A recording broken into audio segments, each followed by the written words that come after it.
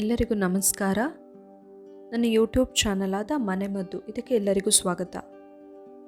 ಇವಾಗ ಕಫ ಗಟ್ಟಿಯಾಗೋದನ್ನೋದು ತುಂಬ ಕಾಮನ್ ಪ್ರಾಬ್ಲಮ್ ಆಗಿದೆ. ಚಿಕ್ಕ ಮಕ್ಕಳಿಂದ ಹಿಡಿದು ದೊಡ್ಡವ್ರ ತನಕ ಎಲ್ಲರಿಗೂ ಈ ಪ್ರಾಬ್ಲಮ್ ಇದೆ. ಕಫ ಗಟ್ಟಿಯಾಗುತ್ತೆ, ಎದೆಯಲ್ಲಿ ಕಫ ಗಟ್ಟಿಯಾಗುತ್ತೆ, ಇಲ್ಲ ಗಂಟ್ಲಲ್ಲಿ ಏನೋ ಸಿಕ್ಕಾಕೊಂಡಂಗೆ ಫೀಲ್ ಆಗ್ತಾ ಇರುತ್ತೆ. ಅದರಿಂದ ಕೆಮ್ಮ ಕೂಡ ಶುರುವಾಗುತ್ತೆ, ಎದೆನೋವು ಶುರುವಾಗುತ್ತೆ. ಸೊ ಕಫ ಕರ್ಗೋಕೆ ನಾನಿವತ್ತು ಒಂದು ಬೆಸ್ಟ್ ಹೋಮ್ ರೆಮಿಡಿನ ಹೇಳ್ತೀನಿ. ಜಸ್ಟ್ 2-3 ಐಟಮಿಂದ ಮಾಡೋದು, 2 ಅಥವಾ 3 ಐಟಮಿಂದ ಮಾಡುವಂತಹ ಹೋಮ್ ರೆಮಿಡಿ ನಾನು ಹೇಳ್ತಾ ಇರೋದಿಲ್ಲಿ.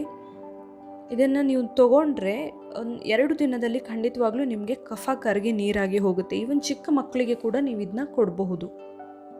ಈ ವಿಡಿಯೋನ ಪೂರ್ತಿ ನೋಡಿ, ನಿಮಗೆ ಇಷ್ಟ ಆದರೆ ನನ್ನ ಯೂಟ್ಯೂಬ್ ಚಾನಲ್ ಆದ ಮನೆಮದ್ದು ಇದಕ್ಕೆ ನೀವಿನ್ನೂ ಸಬ್ಸ್ಕ್ರೈಬ್ ಆಗಿಲ್ಲ ಆದರೆ ಸಬ್ಸ್ಕ್ರೈಬ್ ಮಾಡಿ, ಲೈಕ್ ಮಾಡಿ, ಶೇರ್ ಮಾಡಿ, ಹಾಗೆ ಏನೇ ಸಜೆಷನ್ಗಳಿದ್ರು ಕಮೆಂಟ್ ಮಾಡಿ.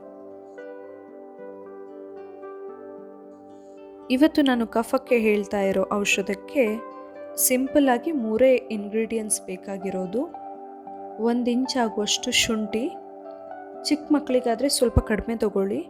ಹಾಗೆ 1/4 ಪೀಸ್ ಈರುಳ್ಳಿ, ಸಣ್ಣ ಈರುಳ್ಳಿ ಆದರೆ ಅರ್ಧ ಈರುಳ್ಳಿ ತೊಗೊಳ್ಬಹುದು.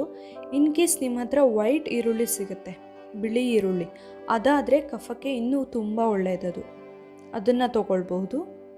ಹಾಗೆ ಒಂದು ಅರ್ಧ ಸ್ಪೂನ್ ಜೇನುತುಪ್ಪ. ಫಸ್ಟಿಗೆ ಶುಂಠಿನ ಸಿಪ್ಪೆ ತೆಗೆದು ಇಟ್ಕೊಳ್ಳಿ.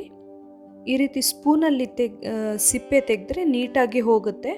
ಮಿಡಲಲ್ಲಿ ಏನಾದರೂ ಉಳಿದಿದೆ ಅನಿಸಿದ್ರೆ ಮತ್ತೆ ಸಿಪ್ಪೆ ತೆಗೆದ ಮೇಲೆ ಇನ್ನೊಂದು ಸರಿ ತೊಳೆದು ನೋಡಿ, ಸಿಪ್ಪೆ ಏನಾದರೂ ಉಳಿದಿದೆ ಅನಿಸಿದ್ರೆ ತೆಗೆದು ಬಿಡಿ. ಆಮೇಲೆ ಈರುಳ್ಳಿನ ಚೆನ್ನಾಗಿ ಸುಟ್ಕೊಳ್ಳಿ. ಈರುಳ್ಳಿನ ಫೋಕಲ್ಲಿ ಹಿಡ್ಕೊಂಡು ಸುಟ್ಟರೆ ತುಂಬ ಈಸಿ ಆಗುತ್ತೆ. ಒಲೆ ಇದೆ ಅಂತ ಅಂದರೆ ಒಲೆಯಲ್ಲಿ ಸುಟ್ಟರೆ ಒಳ್ಳೆಯದು, ಇಲ್ಲ ಆದರೆ ಗ್ಯಾಸ್ ಸ್ಟೌವಲ್ಲಿ ಕೂಡ ಸುಡಬಹುದು. ಸಣ್ಣ ಉರಿಯಲ್ಲಿ ಎಲ್ಲ ಕಡೆ ಕರೆಕ್ಟಾಗಿ ಸುಡೋ ಥರ ಈರುಳ್ಳಿನ ಸುಡಬೇಕು.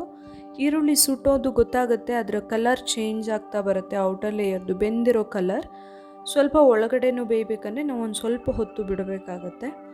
ಹೊರಗೆ ಔಟರ್ ಲೇಯರ್ ಸ್ವಲ್ಪ ಬ್ಲ್ಯಾಕ್ ಮಾರ್ಕ್ ಥರನೂ ಆಗುತ್ತೆ, ಅಷ್ಟು ಸುಟ್ಕೊಂಡ್ರೆ ಸಾಕು.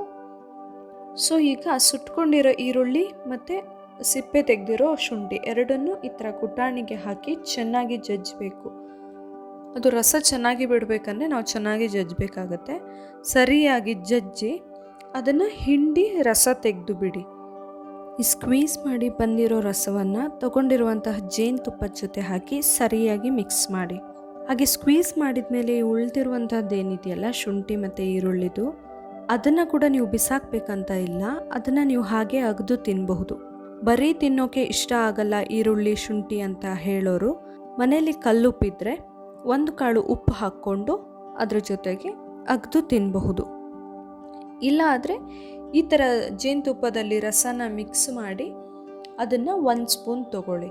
ಮಕ್ಕಳಿಗೆ ಆದರೆ, ಸಣ್ಣ ಮಕ್ಕಳಿಗೆ ಆದರೆ ಶುಂಠಿ ಸ್ವಲ್ಪ ಕಡಿಮೆ ಹಾಕಿ, ಯಾಕಂದರೆ ಅದು ತುಂಬ ಖಾರ ಆಗುತ್ತೆ, ಹಾಗೆ ಸ್ವಲ್ಪ ಡೋಸೇಜ್ ಜಾಸ್ತಿ ಥರ ಆಗಬಹುದು.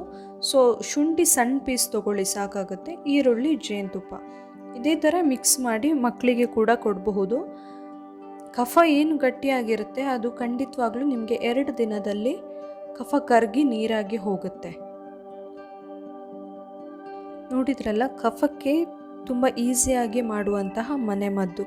ನಿಮಗೆ ಈ ವಿಡಿಯೋ ಇಷ್ಟ ಆಗಿದ್ದರೆ, ನೀವಿನ್ನೂ ನನ್ನ ಚಾನಲ್ಗೆ ಸಬ್ಸ್ಕ್ರೈಬ್ ಆಗಿಲ್ಲ ಆದರೆ ದಯವಿಟ್ಟು ನನ್ನ ಯೂಟ್ಯೂಬ್ ಚಾನಲ್ ಆದ ಮನೆಮದ್ದು ಇದನ್ನು ಸಬ್ಸ್ಕ್ರೈಬ್ ಮಾಡಿ, ಲೈಕ್ ಮಾಡಿ, ಶೇರ್ ಮಾಡಿ, ಹಾಗೆ ಏನೇ ಸಜೆಷನ್ಗಳಿದ್ರು ಪ್ಲೀಸ್ ಕಮೆಂಟ್ ಮಾಡಿ.